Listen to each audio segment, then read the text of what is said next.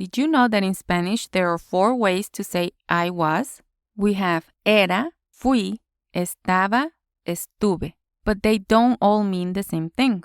In this video, I'll explain exactly when to use each one, with simple rules and examples. I was comes from the verb to be, right? In Spanish, there are 2 ways to say to be, ser and estar.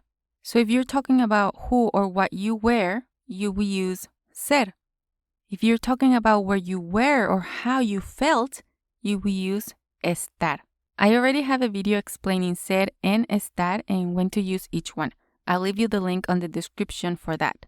It's also important to note that Spanish has 2 past tenses. So that's where the 4 ways to say I was come from. For the verb ser, the imperfect past tense, the ongoing past tense is era. For the first person singular, for I, yo era. For the preterite, the completed past, we use fui. And for estar, we use estaba with the imperfect, estaba. And with the preterite, we use estuve. So all of these means I was, but they are used in different ways. I do want to call out that yo fui can also mean I went. Fui is also the past for ir, to go. So yo fui can mean I was or I went. You'll need the context to know which one to use. For example, fui estudiante. It means I was a student. Fui al mercado. It means I went to the market. So just be careful with fui. It can mean both I was or I went. Alright, so let's break down I was a little further.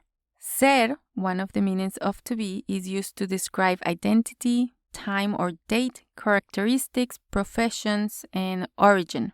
And the imperfect tense, the ongoing tense, is used when describing what you were over time or what was happening over time. For example, yo era tímida.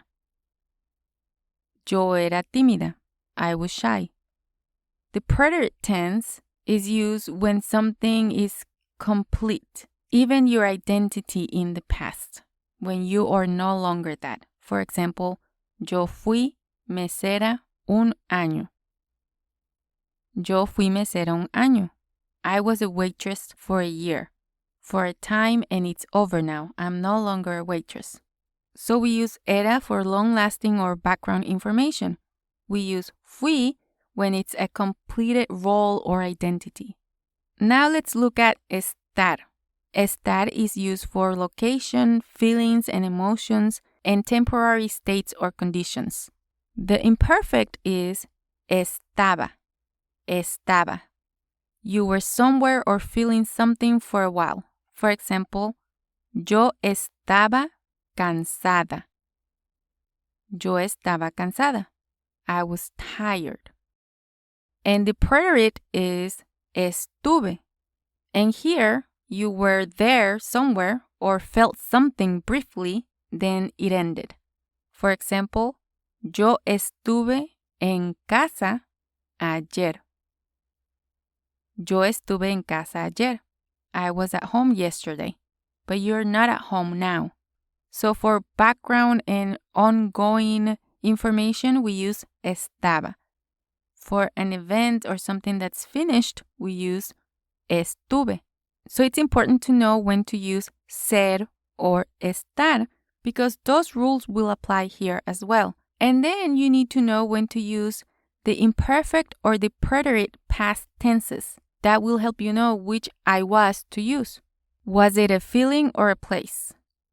If so, you use estar, estaba, or estuve. Was it who I was before? If so, we use ser, era, or fui.